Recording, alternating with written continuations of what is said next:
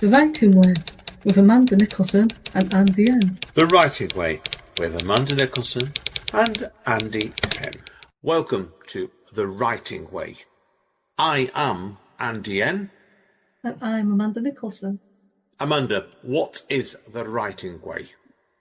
It's a podcast hosted by both of us and talking about writing and publishing and helping authors.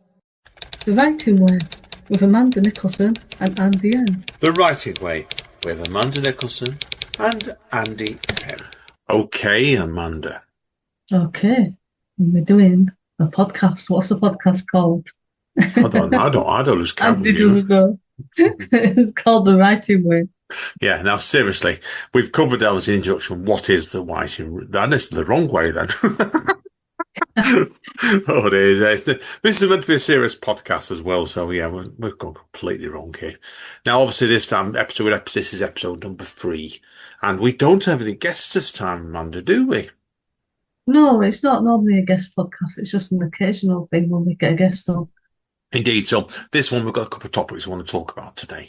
Now, I'll tell people what we're going to be talking about, and then there's some fascinating stuff come up in this, because we've both been researching this over the last couple of days.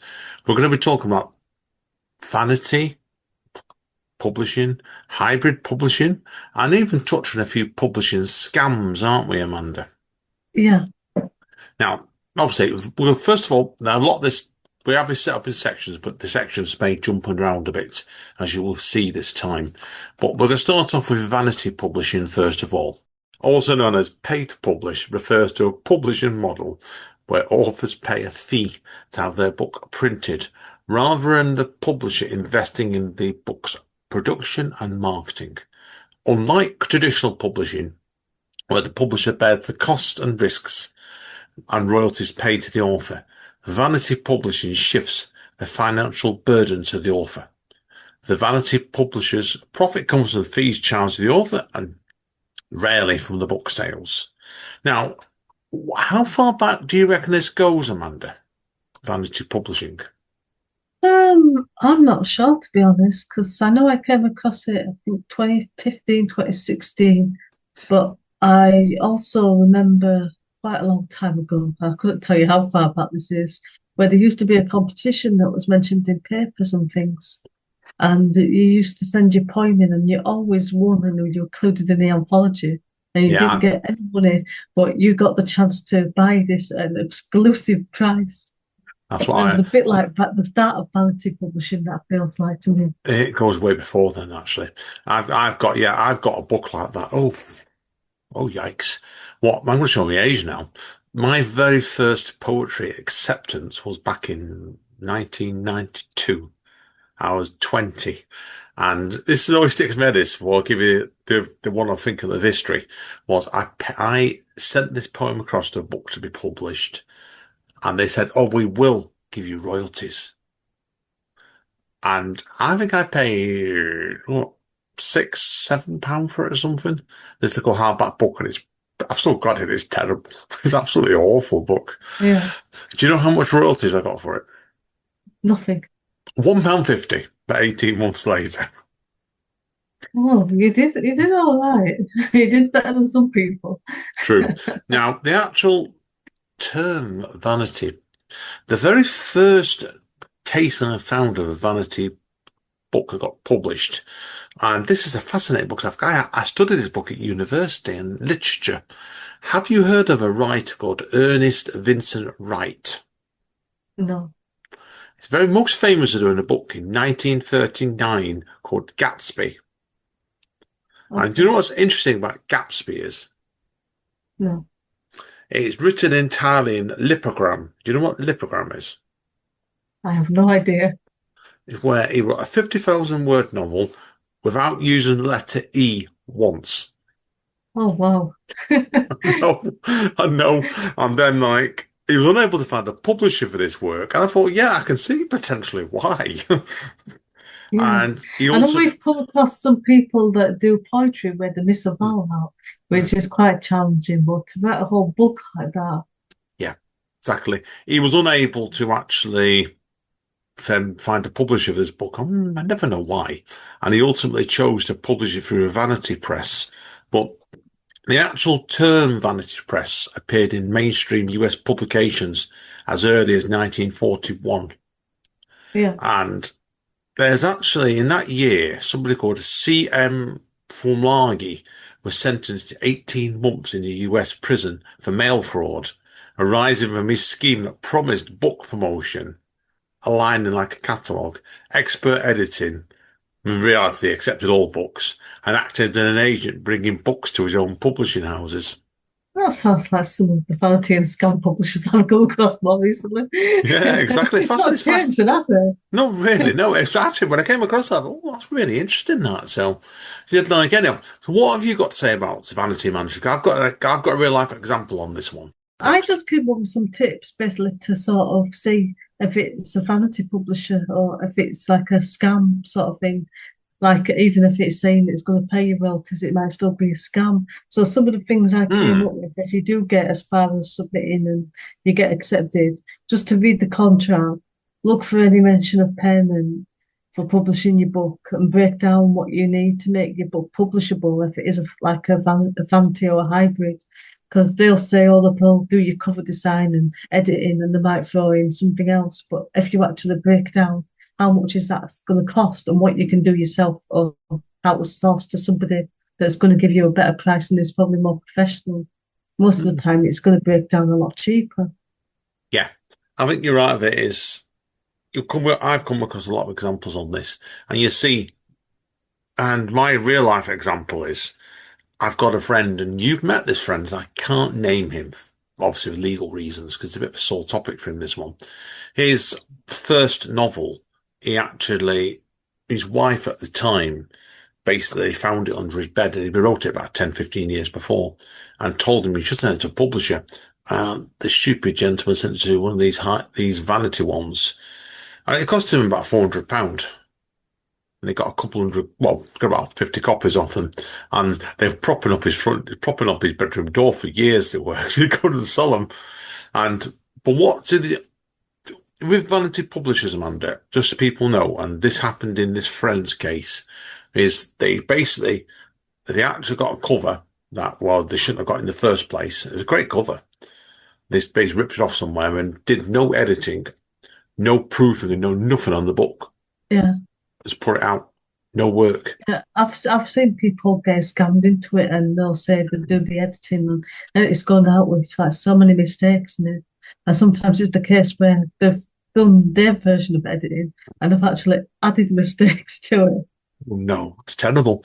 It's terrible. Yeah, my friend in question, this, like I'm not going to really, I'm not, he's a lovely guy, really decent bloke. He ordered, oh, I don't think it was 50, I think it was 100 copies. And he didn't give him any test proof copies. He got 100 drive at his house. And I remember him telling him he'd give me a copy of his book. He said he opened up the first page, and as you said, he spotted a typo on the second paragraph, and he said, "Oh no, I didn't do that." So like they just Yeah. dumped it out, no proofing, nothing. And they actually have you heard of cases where they rip you off of your copyright on the book as well? I've heard of a few, not vanity publishers as such, but more scam publishers, where they've started to write in the contract that they own the rights to your book or to your characters. So, like, if you were to write a sequel, they could actually sue you because you're writing your characters, which they now own the rights to, if you've signed that away. I was involved with a publishers a couple of years ago, and you know who this was, Amanda, okay? After I left the publishers, they had a horror novel on the go with somebody, and do you know which book I'm on Yeah, about? yeah. Yeah, I yeah, think we both tried to help this person, didn't we? and Yeah, they ripped them off basically, they basically persuaded them to sign the rights away for the book, and all they ended up doing was the actual ripped them off, and they've got both of the books there, and the books never came out because they couldn't get the funding for it. This ripped them off completely. You've got to be very, very careful with doing publishers like that straight away. So, anyway, that's all I've got to say about vanity. But is there anything else you want to add, Amanda? no, I think I've covered everything really. I'm ready to sort of launch into scams and Hybrid. complain about things because I've got Hybrid. some personal experience. Yeah, when Yeah, we get we'll to the scams, I've got some personal experiences. yeah, no problem. We'll do the hybrid next because I've got an Yeah, example of this one, personal one as well. yeah, Hybrid publishing, obviously, I'll give the details on this one, okay, again. And hybrid publishing is a publishing model that combines aspects of both traditional publishing and self-publishing. It involves authors sharing the costs of publishing with a publisher who provides, well, notice the words professional. That's yeah, loosely termed. I've seen some examples that weren't professional, like editing, design, and distribution. In return, authors retain more creative control and receive higher royalties than in traditional publishing. yeah. Amanda. For me, it feels very similar to vanity publishing because I've seen the prices of both, and they're both very similar pricing. So it's like you're saying that they're paying towards it, but it doesn't feel like it's they're paying towards it really. It just feels like they're paying all of it and then some on top of that.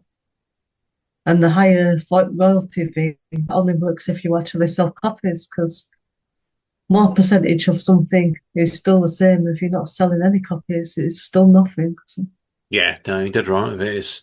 It's does irritate me a lot, to honestly, this does. I think it's unfair and writers. Now, personal event story in this one. We know somebody, and I can't name them. Do you know who I'm going to talk about here? I think I do, yeah. Yeah, somebody that we know, okay? And I've got to be very careful what I say here. But I know they had, with theirs, they had a book done through Hybrid. They might have a, I've got, I think I've seen a second one going around now as well. I think was Hybrid as well. And they ended up doing a GoFundMe page because they Yeah, obviously they didn't. what it is, it was like a cross between fantasy publishing and crowdfunding. And the publisher gets you to raise the money, but rather than you just send them a big check for it, you have to crowdfund it on the website. Yeah, that's another stunt that they do as well. Like it's, and I don't, I'm really, it irritates me a lot, to be honest with you. It does Yeah, because really, that really, particular publisher's shut down now, and there's a big scandal at the moment. So people will know what we're talking about, and it's shut down and it's reopened again under somebody else, and it's doing exactly the same thing, but only it hasn't paid the authors for the previous books, which is what everybody's getting mad about. I'm ill at ease on it. We should leave it at that, right? Yeah, That one here, because it's what you have to do if you do that GoFundMe page is like is you've got like say you're a social. I want the opinion of this man, Trevor, as well.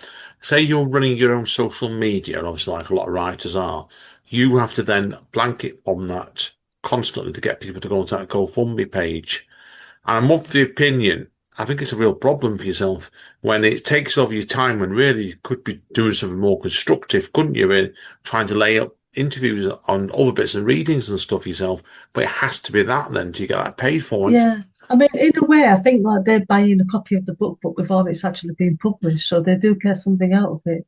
So in a way, you're just doing it in reverse. So you're doing your marketing before the book comes out and selling the books rather than bringing the book out and then selling it. But on the other hand, you're still doing a fantasy or a hybrid publisher by giving them all that money, which you don't get very much of. a lot of that is, you think when you're doing that sort of thing is what sort of support are they going to give you? As easier before, and I completely agree with you. That's a case sticks in my head on that one. It does really. So it's a bit naughty. So, what else have you got to add about this, Amanda? We were talking before we came on the podcast, weren't we, about vanity and hybrid publishers and some of the things that they've accepted that shows that they might not necessarily have been reading it. Do you want me to give my example out then first? But this Yeah, was a journal. yeah, Just to blind you, this one. I came across this before. And I'm actually going to name the journal, okay? Like I said, yeah, there's no problem with that one. So it's basically where I think somebody got a bit narked off with this journal. And I'm trying to find what the name of the journal was now. This is very severely on spec, this, Amanda. Um, I can't find it. Oh, damn. Amanda, tell me, give me your examples. I apologise, everybody. When I yeah. find So a sample of you. I'd come across somebody that submitted to them once and they sent like a car manual across. and they got an acceptance saying how great it was and they wanted to publish it, which showed that they hadn't read it. And then another one where they sent one of the classic books across that you learn about in English literature that everyone should really know of, even if you've not read it, when you start seeing like the character names and things. And again, they just got it accepted. Yeah, I found it. The one I was after was the International Journal of Advanced Computer Technology.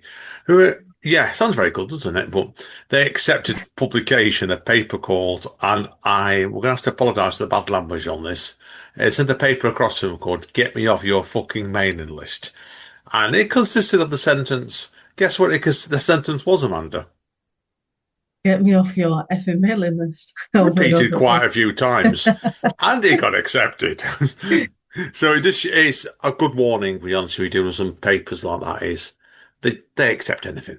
They will accept anything. Anybody except falls for that stunt and the journal, they're asking for a double.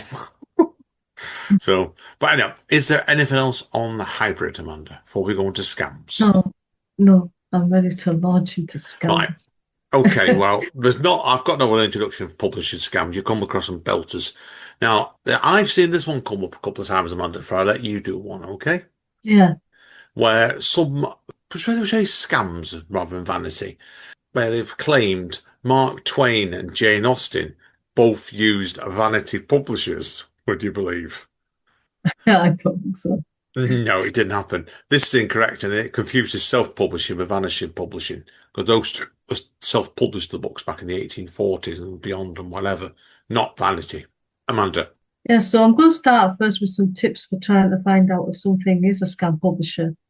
And you can go do stuff like research. You can look for reviews of the publisher, and you can also type into Google is and then the name of the publisher legit or is dot dot dot a scam. And usually it'll come up with something because there's websites out there like Writers Beware, and usually people have come across it before and they'll talk about it on there.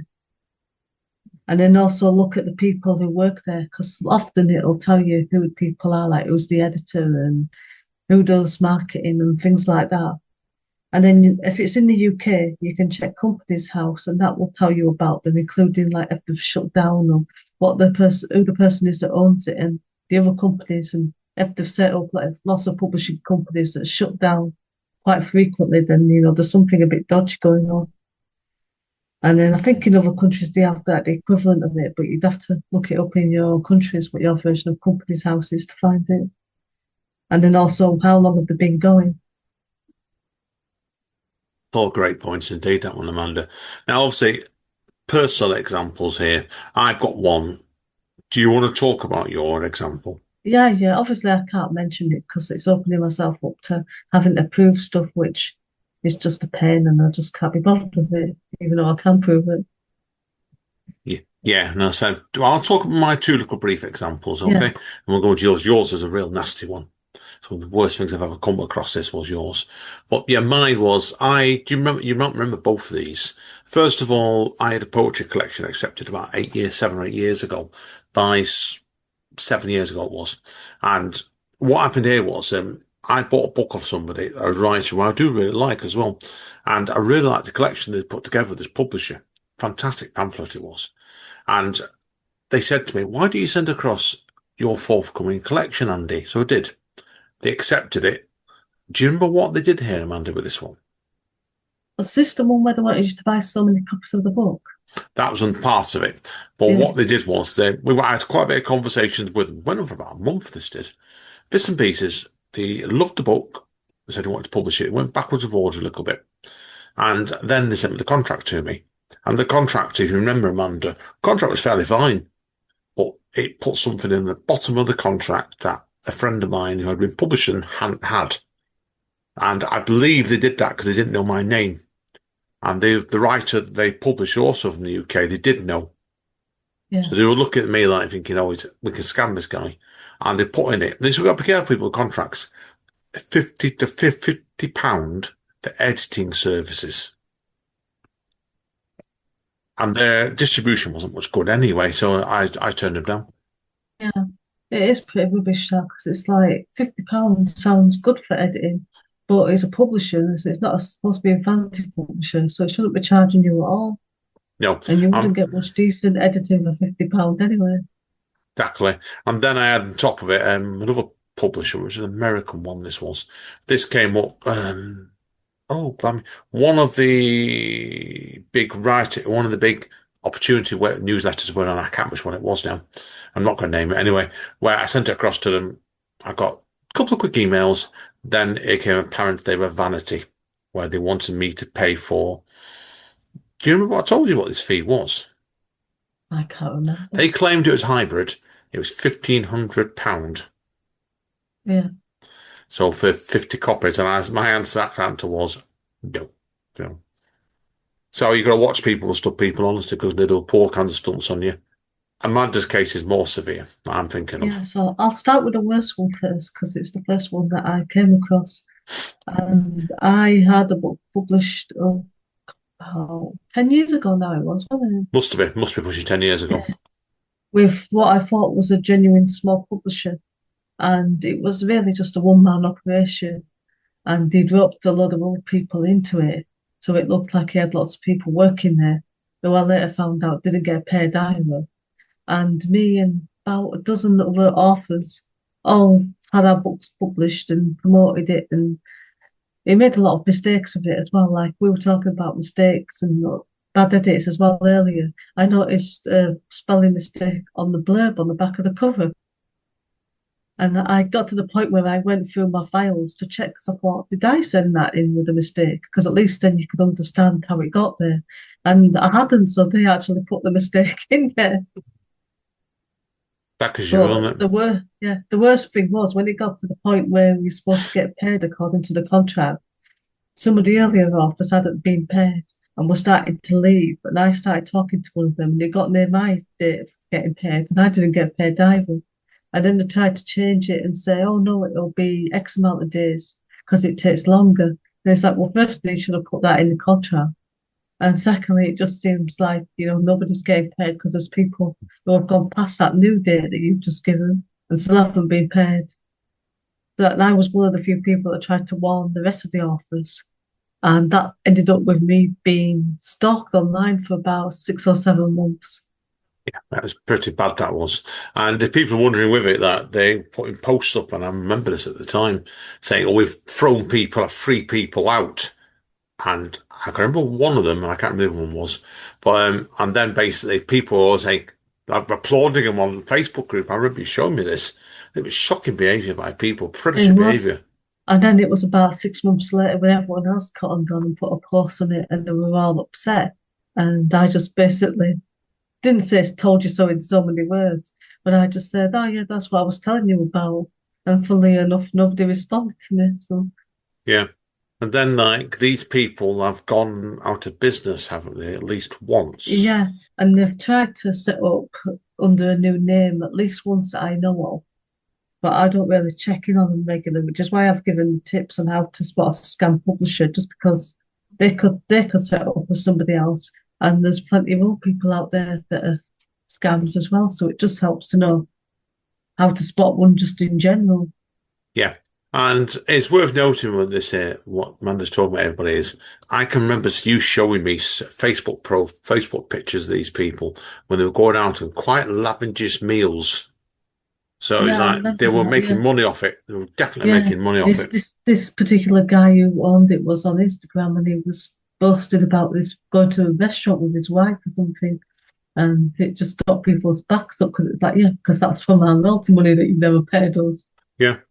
That's what happens, man. Honestly, Yeah, it really does, really can get infuriating, to be honest with you. But like I said, it's, you've got to check, you really have to check what you're yeah. doing with people, these sort of And people it's like sometimes. normally it's just like, they rip you off and don't pay you your royalties. But for me, it was like for 6 or 7 months, every single book that I had on Goodreads, it was going through it with different profiles and starting new profiles and just leaving one star and maybe one or two lines of bad reviews that showed they hadn't read the books, just flagging the book off.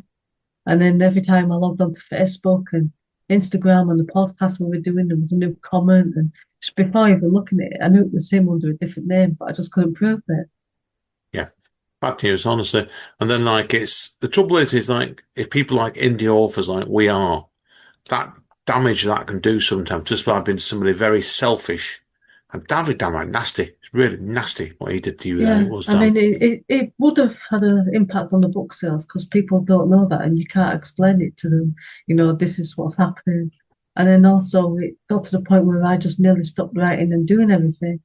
And it's only because I'm so obsessed with writing and I'm just very stubborn that I stuck with it until he got bored 6 or 7 months later and then give up. Yeah. But I could have easily have given up. Yeah, exactly where that is, which is bad news. So now you're another example of an indie publisher. So the second one I had was nicer, and they were based in Canada, which have sadly shut down now. They just didn't seem to know what they were doing, so it wasn't a scam as such, but it was just a publisher that didn't really know how to sell books, which isn't ideal because publishers need to sell books. Yeah, true. And it was a shame actually because that book itself, I can't remember how good the editing was in it. I've not read it for a while, that book, but I do remember the cover, and the cover was fantastic. It really was a lovely cover. Yeah, And like I said, yeah, so like I know you got one payment off them, didn't you? Then they shut down, didn't you? Straight after that. yeah, I think I got about £16, but unfortunately, I spent nearly £100 marketing because with it being a small publisher, they didn't do everything. And with them being in a different country as well, there was things I needed to do. And I went on a very awkward podcast video interview as well, if you remember. Oh, I do actually. That that was the worst interview I've ever been on. Was that the one where I was thinking about where they didn't put did it filmed you once and then had to redo it It because they hadn't didn't had the camera record, turned on? and I had a really dry mouth and nothing to drink, so I could barely talk and I was struggling. And then they're basically in front of me, just turned to each other, and one of them said, "Well, that was even worse than the first time, right in front of me, so I could hear." Yeah, I remember it now. And she wanted the ground to open up and swallow it. Yeah, I remember that one. It was, and the worst thing was that people are wondering was I met Amanda not long after that recording in the centre of Manchester where he'd been filming and, oh, yeah, no, it's terrible. Absolutely awful that was. Yeah, so. But anyway, obviously they're the worst. They're some bad examples. Now, obviously, with publishing scams, we do need to make people aware. Obviously, usually, and I know someone that's fell for this as well, where they were looking for a publisher, plastered it all over Facebook, and people start emailing them for years Yeah, afterwards. yeah, I think you're just looking for trouble there because that's not how you find publishers.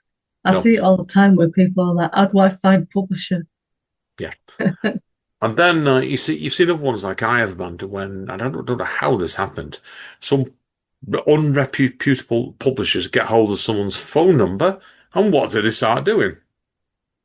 Calling them Ding, saying, ding, "I'm a ding. publisher. I'll make you rich, Yeah, 6 figures." Yeah, yeah.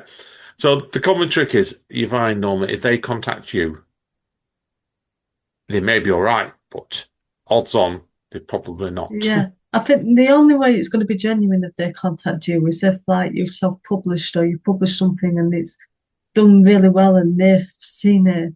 But most of the time it's just a scam.